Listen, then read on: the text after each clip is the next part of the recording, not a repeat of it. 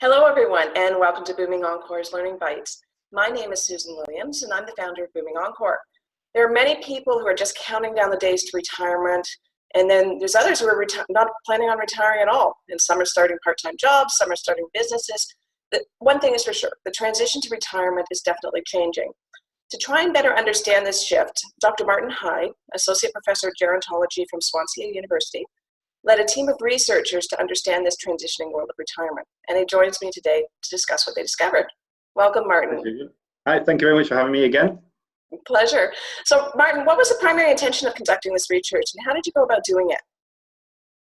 So we were commissioned by a big funding organisation here in the UK called the Centre for Ageing Better. And part of their job is to synthesise research rather than necessarily do new stuff, although they do some of that, to try to say, well, what can we know from the body of research that's been carried out on particular topics?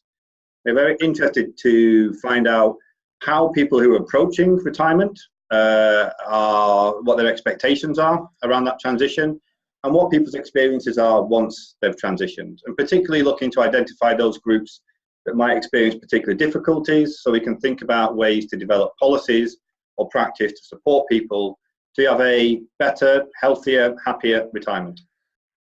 And how did you go about doing the actual research? So we carried out something called a narrative synthesis. So we agreed with the funders about a number of search terms, so words or phrases that we thought would allow us to capture the studies that have already been done, things like retirement, expectations, adjustment. And then we searched a lot of published papers. We actually restricted our search for papers that have been published since 2002 to still 15, 16 years, and studies that were published in English as well, mostly because that was the language that the research team spoke. We found initially around about 1,800 papers. Wow. That we started to sift through. So we went through a number of phases of eliminating papers that weren't quite right, and keeping those papers that really helped us focus down on the research questions we were trying to answer. And in the end, we still had to do a detailed analysis of around about 200, 220 papers. Yeah, it was certainly an extensive study. I mean, just for the audience's benefit, it was about 70 pages long when you actually distilled all of that. So I imagine it must have taken quite a bit of time to actually pull together. Yeah, and what we did that was slightly different from some of the other studies that have looked at this was we included both studies that had used statistics, so kind of numerical findings, but also those that had done interviews and focus groups. We tried to broaden it out a little bit and try to get a bit more of the depth to people's experiences rather than just the headline numbers. What were the major findings that you discovered? Yeah, so like you said, it was a big study in the end, so we were able to capture quite a lot of information. There were some things we expected to find based on other research around retirement, like inequalities in the experience, and unfortunately we did find some of that. So as expected, people in more disadvantaged groups tended to have poor expectations about what retirement was going to be like, and once retired, tended to have more problems adjusting to retirement. But that wasn't the whole story. There are a number of other interesting aspects to it. The thing for me that came out the most was this idea of control, though. So it wasn't necessarily just people's resources, so material resources or health resources, but whether people had control over those approaching retirement. So, sorry, when you talk about control, do you mean like control in their health, in their activities, in their sense of purpose? What sort of things do they actually appreciate most in the control aspect? So it was it's not, I think the financial side is a good example.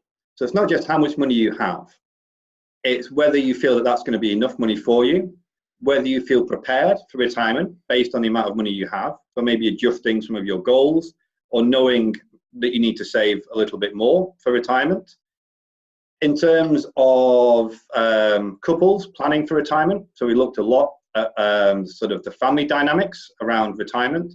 And again, couples that planned to retire together and who were able to realize those joint plans. So again, it's not just about the expectation, but whether you can do that. So if you want to retire with your partner and you're not able to do that, that might be a problem. But if you can, then they tended to have better outcomes in retirement. They tend to have happier outcomes because they felt they were in control of that process. It's what they wanted.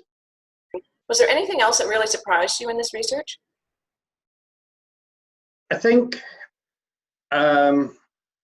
one of the things that did come through was actually how little we know about some of the aspects of retirement expectations. So even though it was quite a big study and we did manage to look at a lot of dimensions, there are some real evidence gaps in this area. We know very little about ethnic and racial differences in retirement expectations. And most of what we do know tends to come from the US. So in the UK, for example, we have a multicultural society, but we know very little about those groups of people from minority ethnic groups who are approaching retirement, what they want from it, what their sort of aspirations are and expectations. And some of that might be because they're demographically younger than the sort of native white British population, but that's going to change very quickly over the coming years. There was also relatively little research that looked at the relationship between expectations before retirement and adjustment after retirement. So whether people's expectations were realized or what happens if they weren't met. So I do think there's a lot more that we can do to understand this, but I do think there are lots of key messages that we can take from this to policymakers and practitioners at government level, in the workplace, within the community, within the broader sort of research area devoted to looking at retirement and well-being. So based on this research, is there any specific actions you would suggest to people who may be approaching retirement? I think for me there are a number that came out. I think one is to start thinking about what you want in retirement. I think that was one of the big things that sort of came through about a lot of people aren't even thinking about what their retirement might look like. So in terms of thinking about how you prepare for that and how you control for that, it becomes very difficult if you're not even sure what your goals are going to be. I think people need to think more broadly than the traditional dimensions. So we often think about finances, and there's obviously quite a lot of importance placed upon pensions, retirement funds, what happens when you kind of lose your income from employment. And like you said, people are looking for new ways to do that, self-employment and the like. But I think income is only part of it. And what we actually found in our study was, or the studies we reviewed, was that although income played a big part in people's expectations around retirement, it tended to play quite a small role in people's adjustment to retirement. So people are already beginning to make those changes in what they're doing after they retire. Whereas what people don't tend to think about are the whole range of other things that get changed when you retire. So if you have been in work for most of your life, and maybe your partner has been in work as well, when you retire, you're now going to be spending 24/7 with each other all the time. How is that going to impact on what you do, what your relationship is? You're going to have more time on your hands, so thinking about planning for that. Where you want to live. Are you going to change house? Are you going to move house? So I think there's lots of things that people need to think about in terms of approaching the retirement dimension. And that feeds into another project that we have at the moment with the Centre for Aging Better, where we're being asked to evaluate the number of what are called transitions in later life courses, but ones that take a broader, more psychosocial approach. So not just financial advice, although that's part of it, getting people to really think about, well, what are your goals for this third, fourth stage in life? You know, it's going to hopefully be quite an extended period in your life, which will see lots of changes. What are the things that you want to do? What are the things you don't want to do? And how can you start to think about planning for that already sort of in your 50s, trying to imagine what that retirement lifestyle could look like for you, so you can begin to do the things that you want to do. And I think, yeah, that was really important. Oh, that's some excellent advice. I mean, like we've been saying, is that your retirement can now extend, 20, 30 years. I mean, which can be a career in itself almost. And so you have to almost think of it that way. It's what do you really want to do with this time of your life? And it can be certainly something that can most definitely be enjoyable, but you do need to actually put some thought and thinking behind it. So talking to people as well, just to say, I think that's really crucial. So talking to significant others, talking to employers, talking to your co-workers, because they'll all have ideas and that'll all kind of impact on your vision for retirement as well. Start the conversation early. Don't be afraid of talking about retirement.